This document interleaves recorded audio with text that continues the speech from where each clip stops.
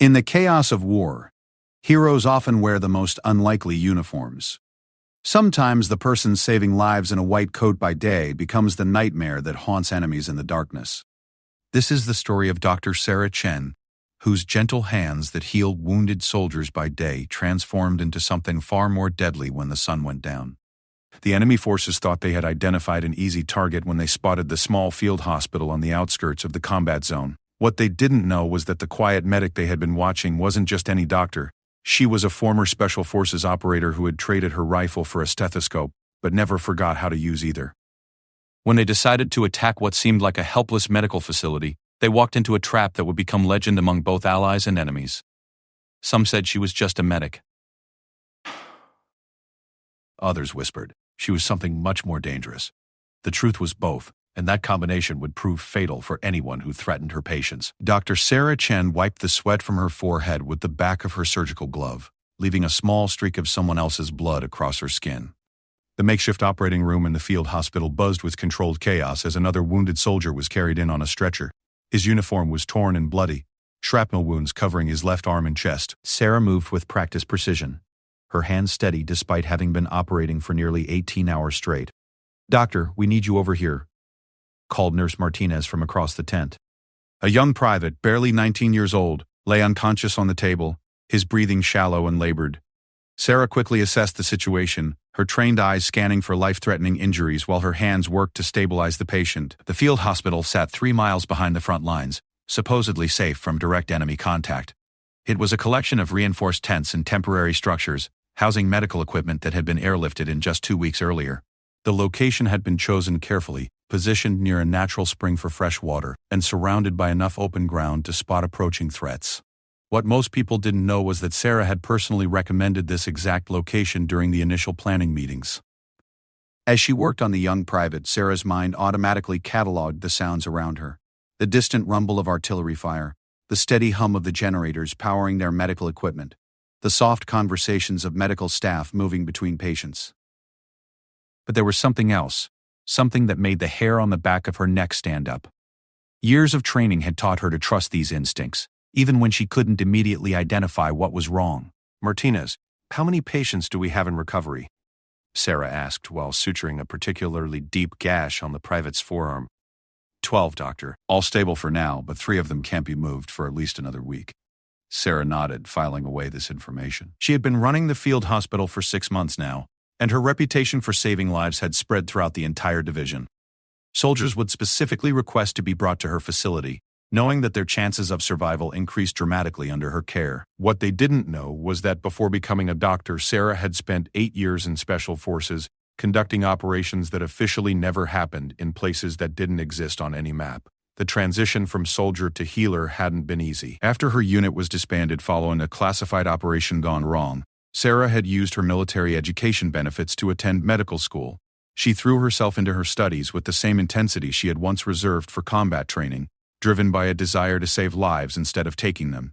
But old habits die hard, and certain skills never truly fade away. "Dr. Chen, we have incoming casualties," announced Sergeant Williams from the communications station. Convoy hit an IED about 10 minutes out. Multiple wounded, possible KIA.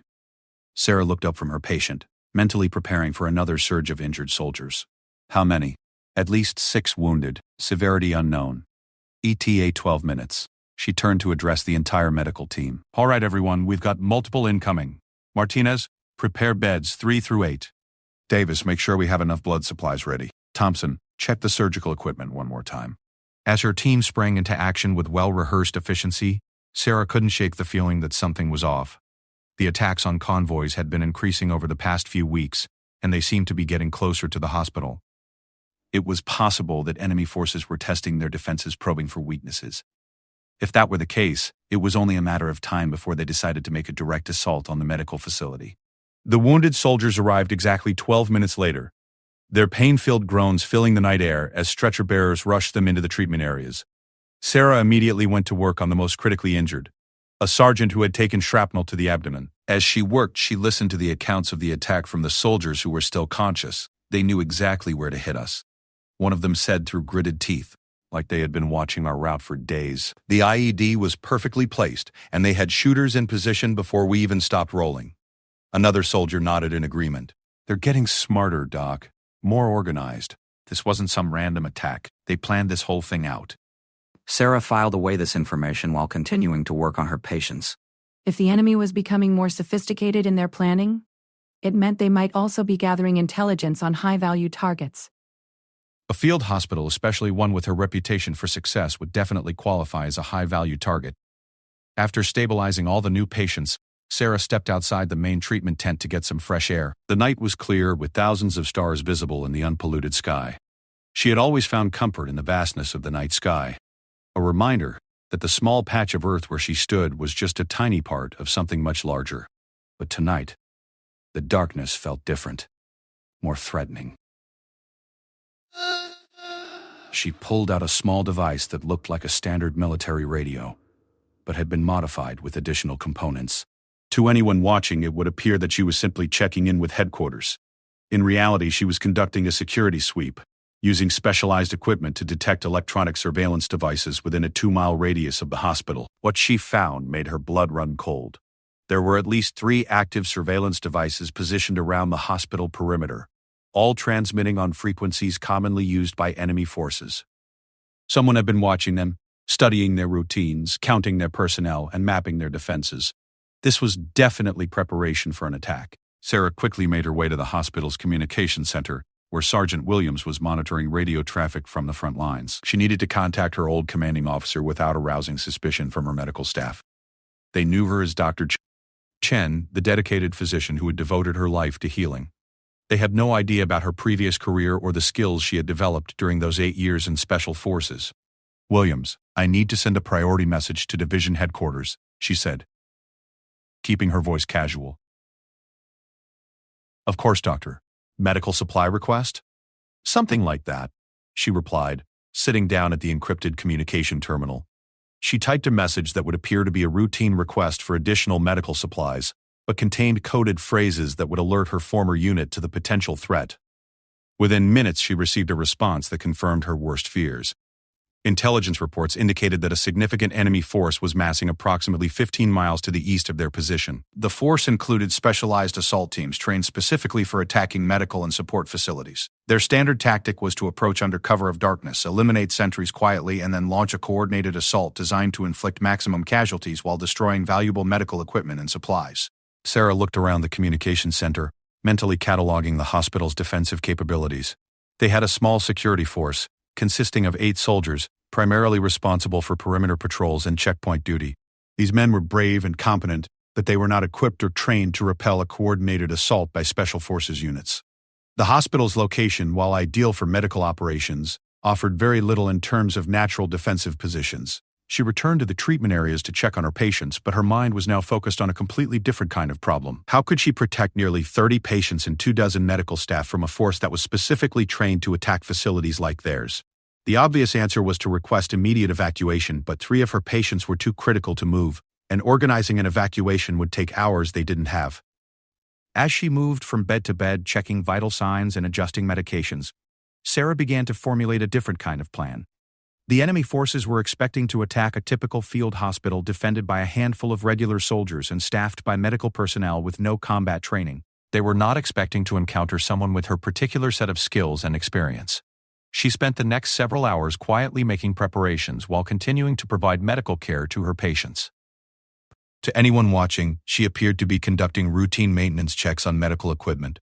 In reality, she was conducting a detailed reconnaissance of her own facility, identifying potential defensive positions, creating fields of fire, and planning multiple contingency routes for moving patients to safety if necessary. The hospital's medical supplies included several items that could be repurposed for defensive use. Oxygen tanks could be turned into explosive devices with the right modifications.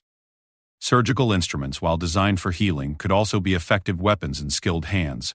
The electrical systems that powered their life-saving equipment could be modified to create various types of defensive barriers and warning systems.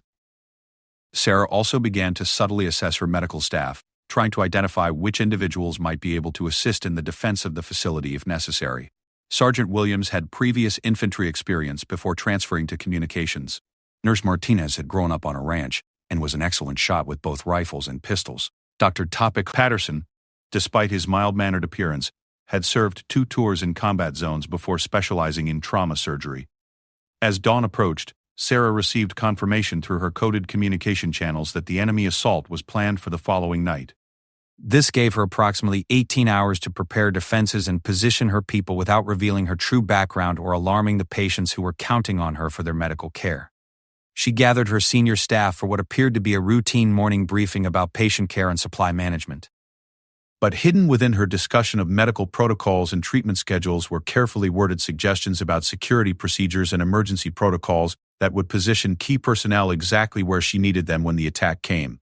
The enemy forces watching the hospital through their surveillance equipment saw exactly what they expected to see: a dedicated medical team focused entirely on caring for wounded soldiers, with minimal security presence and no apparent awareness of the impending threat. They had no way of knowing that the gentle doctor who spent her days saving lives was quietly preparing to remind them why she had once been considered one of the most dangerous soldiers in her unit.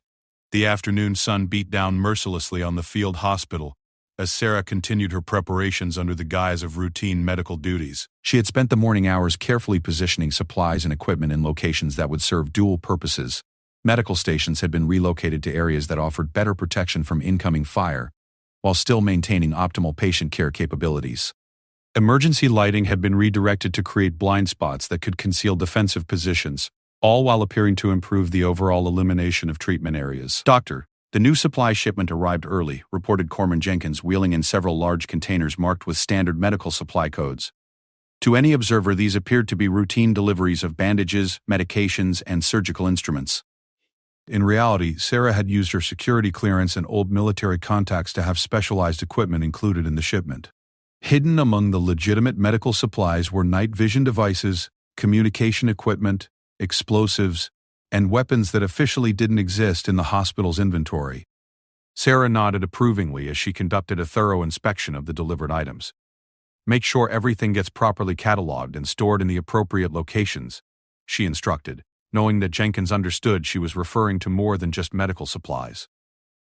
The young corpsman had served in her unit during their final mission 3 years earlier, and when she learned he was stationed at the same base as her hospital, she had specifically requested his transfer to her medical team. As the day progressed, Sarah noticed increased activity in the surrounding hills through the high-powered binoculars she kept in her office for wildlife observation. Small groups of figures moved through the distant terrain with the practiced precision of military units conducting reconnaissance. They were being careful to stay beyond the range of the hospital's standard security patrols, but not careful enough to avoid detection by someone who knew what to look for. The enemy forces were following a predictable pattern, establishing observation posts that would allow them to monitor all approaches to the hospital while remaining concealed from casual observation.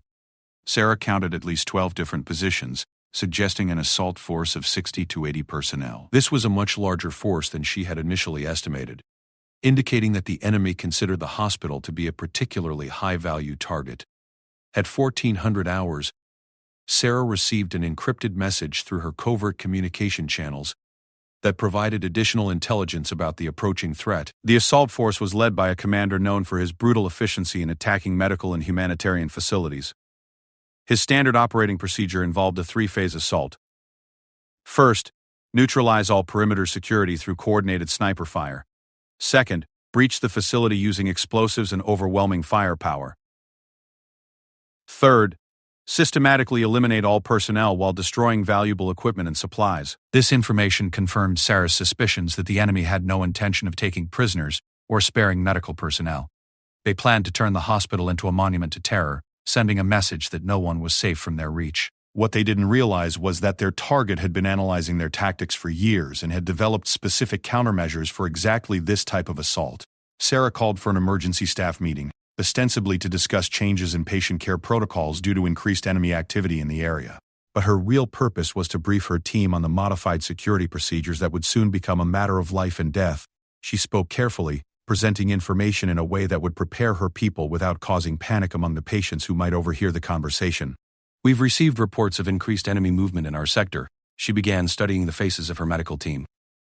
"Division headquarters has recommended implementing enhanced security protocols to ensure the safety of our patients and personnel." Patterson raised his hand with a concerned expression. "Are we talking about a possible evacuation?" "Some of our patients aren't stable enough for transport." Sarah shook her head. "Evacuation isn't an option at this time.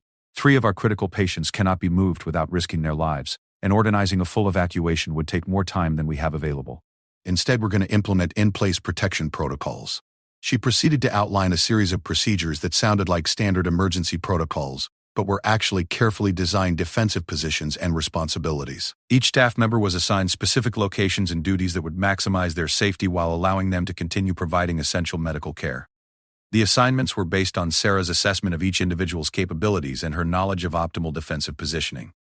Nurse Martinez was assigned to the pediatric ward, which was located in the most secure part of the facility and had multiple escape routes. Her experience with firearms would make her an effective last line of defense if the outer perimeters were breached. Dr. Patterson was positioned in the main surgical suite, where his steady hands and quick thinking could save lives, even under extreme stress. Sergeant Williams would coordinate communications from the reinforced command bunker that had been disguised as a medical equipment storage room.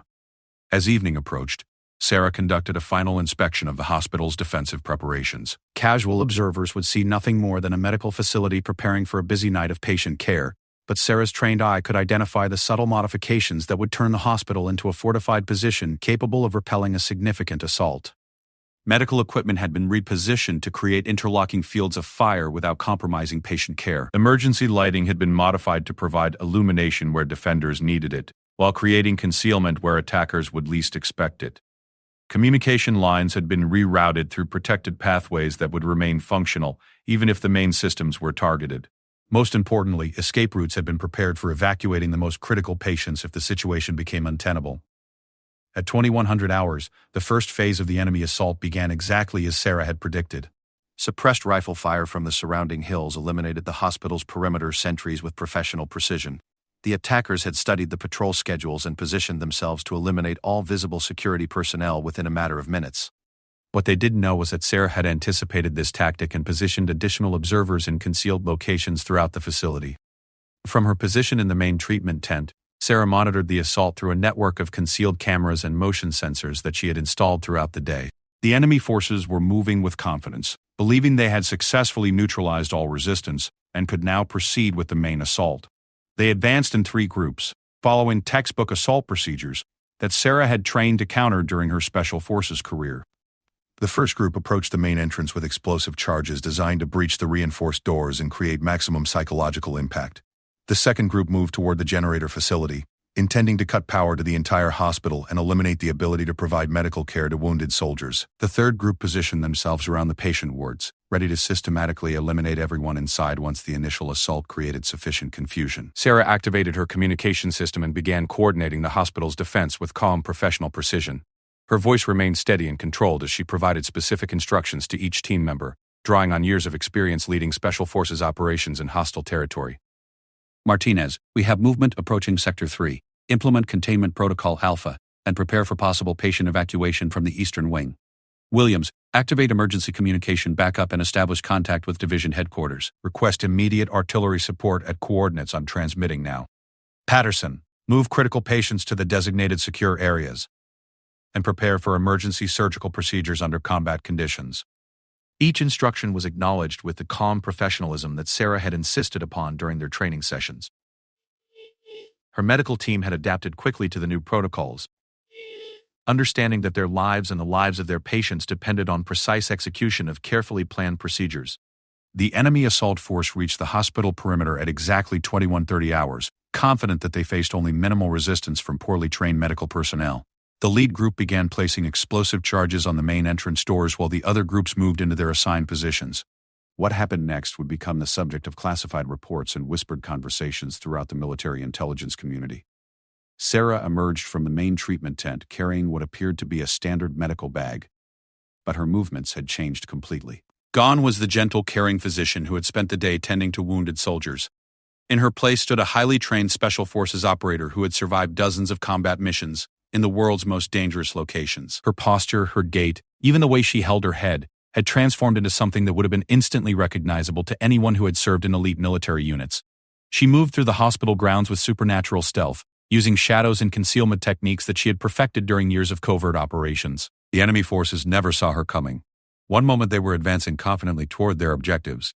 The next, Their lead scouts were disappearing silently into the darkness. Sarah's first targets were the sniper teams positioned in the surrounding hills. These were the enemy's eyes and ears, responsible for providing overwatch and eliminating any threats to the main assault force. She approached each position using routes that avoided their fields of observation, neutralizing the teams with techniques that left no evidence of her presence. To the remaining enemy forces, it appeared that their snipers had simply stopped responding to radio calls. The assault force leader began to realize that something was wrong when his carefully coordinated attack started falling apart. Radio communications with his perimeter teams became sporadic, then ceased entirely. His advanced scouts failed to report back from their assigned positions. Most disturbing of all, the hospital itself showed no signs of the panic and confusion that should have resulted from their initial assault. Sarah had spent years studying the psychology of enemy commanders, learning to recognize their decision-making patterns and predict their reactions to unexpected situations. She knew that the assault force leader would likely assume his communication problems were due to equipment failures or interference from the hospital's medical equipment. He would push forward with the main assault rather than risk losing the element of surprise by delaying to investigate. This was exactly what happened. The enemy forces proceeded with their planned attack, breaching the main entrance with explosives and rushing into what they expected to be a defenseless medical facility. Instead, they found themselves entering a carefully prepared killing field, where every sight line had been calculated and every piece of cover had been positioned to favor the defenders. The hospital's medical team, following procedures they had rehearsed throughout the day, had moved patients to secure areas and taken up defensive positions that allowed them to protect their charges while engaging any threats that penetrated the outer defenses. Patterson, despite his mild academic appearance, proved to be devastatingly effective with a rifle, using his surgeon's precision to place shots with deadly accuracy. Nurse Martinez coordinated the defense of the patient wards with the calm efficiency she had learned during her ranch upbringing. Sergeant Williams maintained communication with friendly forces while directing defensive fire from his fortified position. But the enemy's greatest shock came when they encountered Sarah herself. The gentle physician they had been watching through their surveillance equipment had disappeared, replaced by a wraith-like figure who moved through the hospital corridors like a force of nature. She appeared wherever the enemy least expected her, striking with lethal precision before vanishing back into the shadows. Her years of special forces training had taught her to turn any environment into a weapon, and she used every aspect of the hospital's layout to her advantage. Medical equipment became improvised explosive devices that eliminated entire assault teams in corridors where they thought they were safe. Surgical instruments became deadly projectiles that found their targets with unerring accuracy. Even the hospital's electrical systems were turned into weapons, creating electrified barriers that channeled enemy forces into prepared ambush sites. As the night wore on, the enemy assault force found themselves fighting a battle they had never prepared for, against an opponent they had completely underestimated. Their confident attack had turned into a nightmare of confusion and casualties, with their forces being systematically eliminated by defenders who seemed to know their every move before they made it. By 0200-700 hours, the enemy assault had devolved into complete chaos. What had begun as a coordinated attack by elite forces had become a desperate struggle for survival against an opponent who seemed to anticipate their every move. The assault force commander, a veteran of dozens of successful operations against medical facilities, found himself facing a situation that defied everything he understood about attacking soft targets. His forces had been systematically decimated by defenders who fought with a level of skill and coordination that suggested extensive military training. But these were supposed to be medical personnel, doctors and nurses whose only experience with weapons should have been basic training conducted years earlier. The intelligence reports had been very specific about the hospital's defensive capabilities, and nothing in those reports had prepared him for what he was encountering. Sarah moved through the hospital like a ghost, her presence felt but rarely seen by the surviving enemy forces. She had spent the first hours of the battle eliminating the assault team's leadership and communication specialists, using techniques learned during classified operations that officially never existed. Without effective command and control, the enemy forces had fragmented into small groups that were much easier to isolate and neutralize. Her medical training provided unexpected advantages in combat situations. Years of working under extreme pressure, while making life and death decisions, had given her an almost supernatural calm in crisis situations. Her detailed knowledge of human anatomy made her devastatingly efficient when violence became necessary. Most importantly, her absolute dedication to protecting her patients gave her a moral clarity that allowed her to act without hesitation when faced with threats. The hospital's patient wards had become fortress-like structures where wounded soldiers received medical care even as battles raged in the corridors outside. Patterson continued performing emergency surgery under combat conditions, his steady hands saving lives while automatic weapons fire echoed through the facility. Nurse Martinez coordinated patient care and ammunition resupply with equal efficiency, moving between rooms to ensure that both medical needs and defensive requirements were met. Sergeant Williams had established communication with friendly forces and was coordinating artillery support that would prevent enemy reinforcements from reaching the hospital. His requests for fire missions were based on intelligence provided by Sarah, who seemed to know exactly where enemy forces were positioned even when they thought they were hidden. The precision of the artillery strike suggested that someone with advanced military training was directing the defensive operations. At 030 hours, Sarah intercepted radio communications indicating that the enemy commander was preparing to retreat with his remaining forces. The assault had cost him nearly 70% of his personnel, and he had achieved none of his objectives.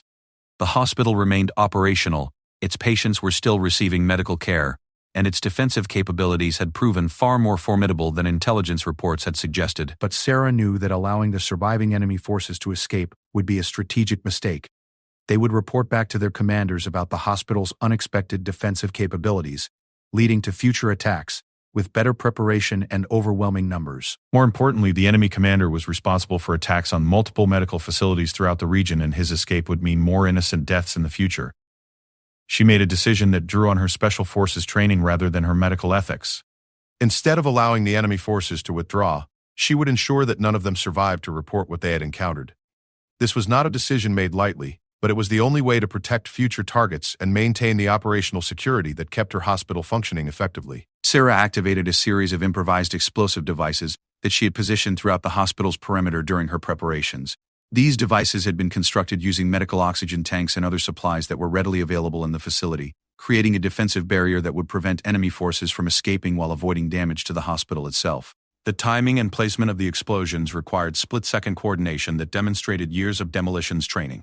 The surviving enemy forces found themselves trapped within the hospital grounds, cut off from their escape routes, and facing an opponent who seemed to know the location of every hiding place and every possible avenue of retreat. Sarah began systematically hunting down the remaining assault teams, using tracking skills learned during her Special Forces career and combat techniques that had been perfected through years of classified operations. Her approach was methodical and professional, designed to eliminate threats with maximum efficiency while minimizing risk to her own personnel and patients. She used the hospital's knowledge to her advantage, turning medical equipment into weapons, and using her intimate familiarity with the facility's layout to maintain tactical superiority.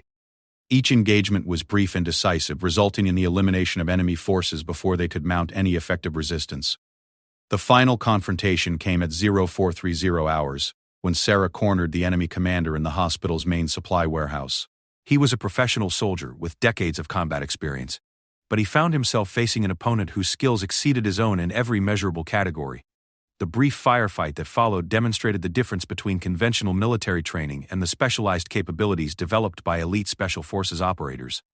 When Division Headquarters arrived at 0608 hours to assess the situation, they found a fully operational field hospital continuing to provide medical care to wounded soldiers.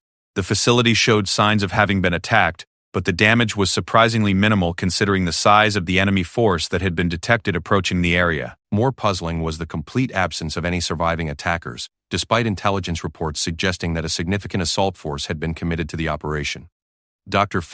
Sarah Chen briefed the investigating officers with the calm professionalism that characterized all her interactions with military personnel. She explained that the hospital had successfully implemented enhanced security protocols that had prevented the enemy assault from achieving its objectives. The defensive preparations had been based on standard military procedures adapted for medical facility protection, and the successful outcome demonstrated the effectiveness of proper planning and training. The investigating officers noted the exceptional performance of the hospital's medical staff during the crisis. Every team member had continued providing essential medical care throughout the attack, maintaining the facility's primary mission even under extreme stress. The coordination and professionalism displayed during the crisis suggested extensive training and preparation that went far beyond standard medical emergency procedures. What the investigating officers didn't discover was the extent of Sarah's personal involvement in the defensive operations. Her medical team had been briefed to report that Dr. Chen had remained in the main treatment facility throughout the attack, coordinating patient care and emergency medical procedures. There was no mention of her movements outside the hospital buildings or her role in eliminating the enemy assault force. The official report classified the incident as a successful defense of a medical facility by alert security forces supported by well-trained medical personnel. The report noted that the enemy assault force had apparently suffered severe casualties during the initial approach to the hospital, possibly due to effective artillery support or mines positioned around the facility's perimeter. The complete elimination of the enemy force was attributed to a combination of defensive preparations and tactical mistakes by the assault force commander. Sarah's secret remained safe, protected by the professionalism of her medical team and the classified nature of the intelligence operations that had provided early warning of the attack. To the outside world, she remained Dr. Chen, the dedicated physician whose exceptional medical skills had saved countless lives during her service at the field hospital. The fact that she had also eliminated a significant enemy force using skills from her previous career was known only to a select few individuals with appropriate security clearances. In the months that followed, the field hospital continued its mission of providing medical care to wounded soldiers. Sarah resumed her normal routine of treating patients, training medical personnel, and coordinating with other medical facilities throughout the region. But military intelligence reports noted a significant decrease in enemy activity around medical facilities in her sector, suggesting that word of the failed assault had spread throughout enemy forces in the area. The story of what happened at the field hospital became legend among Special Forces units, though the details remained classified at the highest levels. Veterans would occasionally share whispered rumors about the medic who had single-handedly eliminated an entire assault force. But these stories were typically dismissed as combat folklore by anyone who hadn't served in elite units. Sarah never spoke about the events of that night, even to her closest colleagues. She had returned to her role as a healer, dedicating herself to saving lives and training the next generation of military medical personnel. But those who served with her noticed subtle changes in her approach to hospital security and emergency preparedness. The defensive protocols she implemented became standard practice throughout military medical facilities, improving the safety and security of medical personnel serving in combat zones. Years later, when Sarah finally retired from military service, she received commendations for her exceptional medical care and innovative approaches to battlefield medicine. There was no mention of her role in eliminating enemy threats or protecting vulnerable medical facilities from attack. Her official record showed only the career of a dedicated physician whose primary concern had always been the welfare of her patients. The wounded soldiers who had been treated at her field hospital never knew how close they had come to being casualties of a planned massacre. They recovered from their injuries and returned to duty, carrying with them the memory of a doctor whose gentle hands and caring nature had helped them through their darkest hours. None of them suspected that those same hands had eliminated an entire enemy assault force to protect them from harm. Sarah's dual nature as both healer and warrior represented a unique combination that had proved devastatingly effective when circumstances required it. She had demonstrated that the skills needed to save lives and the skills needed to take lives were not necessarily incompatible, and that sometimes the most effective protector was someone who understood both sides of that equation. Her legacy lived on in the improved security procedures that protected medical facilities throughout the military, and in the countless lives that were saved because she had been willing to use every tool at her disposal to defend the innocent.